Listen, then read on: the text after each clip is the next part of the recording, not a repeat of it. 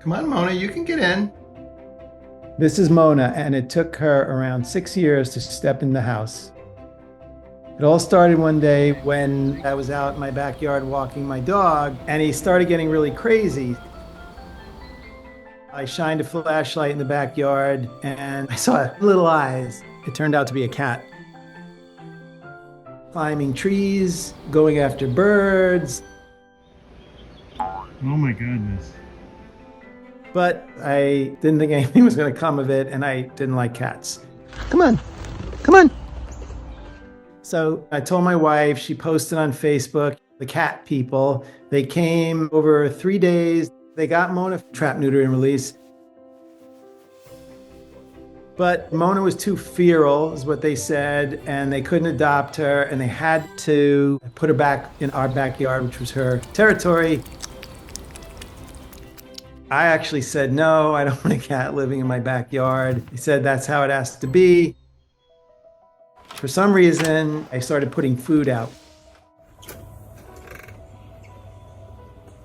Maybe I felt sorry for her. I don't know. Yeah, you didn't like it, did you, huh? And every 3-4 days, I moved it up like 6 inches. And eventually I saw her, and I would sit out in the backyard and only feed her when I was out there. And I knew when I started doing it, the cat lady told me, once you start, you can't stop because you'll become dependent.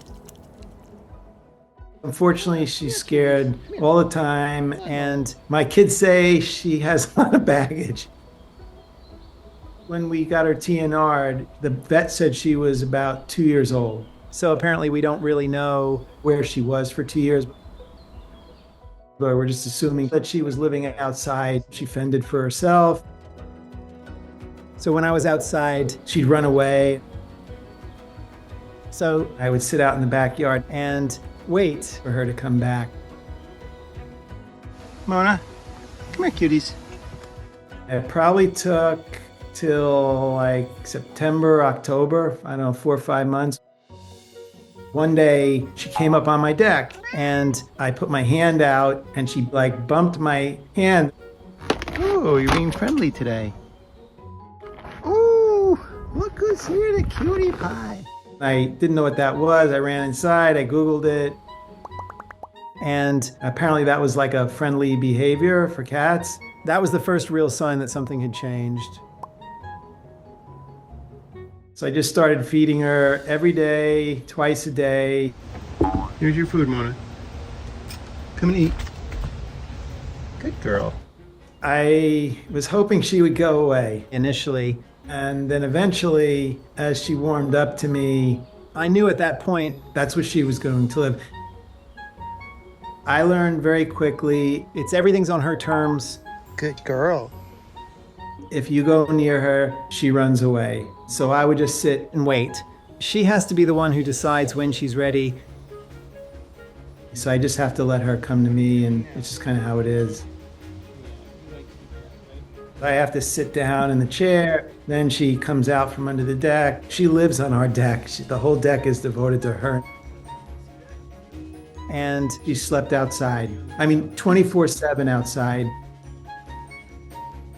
I thought, okay, she wants to be outside forever.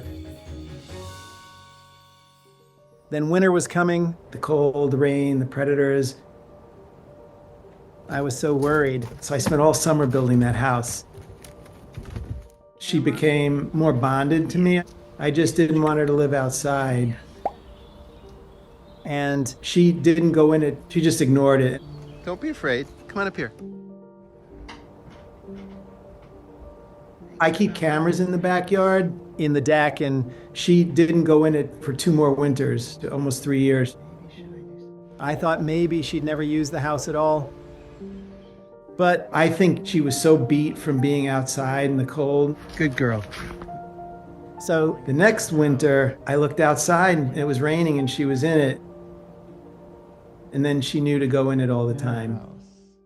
Here she is. By the 3rd year, she was by the back door. I opened it and she came in. All right, good girl. I couldn't believe my eyes. Get up here.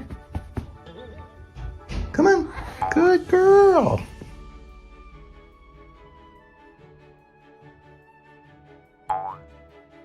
Every night she would start coming in, and like 6 o'clock in the morning, she'd cry to go out. And anyway, she wants to go outside. I slept on the couch and she just cried to go out all night. She'd cry constantly. But I still didn't want to let her go outside, and I was thinking about what I can do. I slept on the floor with her, and she would sleep on the mattress with me. It didn't help, so I said, screw it, I'm going to sleep in my bed. Come on, get in. And she came upstairs and slept in the bed with me. Yeah, this is 2 winters ago. And after that, she started sleeping in the bed. Come on, Mona. And I just said, you know what, you're never going out. We thought it was going to be like her crying all the time, terrible, blah, blah, blah. And it was really uneventful. She just hid under the bed. She never once cried to go out. Really, she's been under the bed for 2 weeks. Mona? I still do thought that she was going to be very unhappy. She had a very active life outside. I'm worried that when the spring comes and she hears the bird, she's going to start crying to go out. But fortunately, it didn't happen. On a cold winter night, she's just in the bedroom. She loves getting her chin rubbed.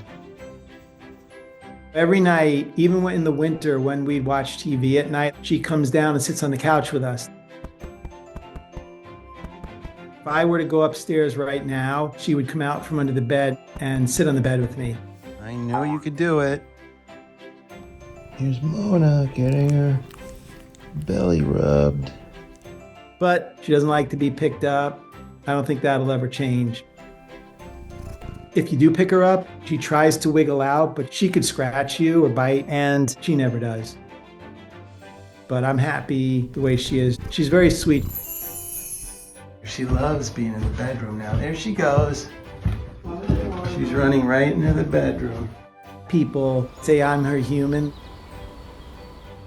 When she hears somebody else, she just runs and hides. Everyone in my family's trying to pet her, but her love is only for me. I guess she recognized that I was going to take care of her. Just relaxing on the bed. My cutie. Looking back now, it's hard to believe how far she's come. Mona turned me into a cat, Dad, and now we have one more cat. If she wasn't sweet, I would have probably just put food out once a day and never have gotten this far. I'm just happy I have her. I love her. Oh, it feels amazing. Everyone's converted to is a cat person in our house now.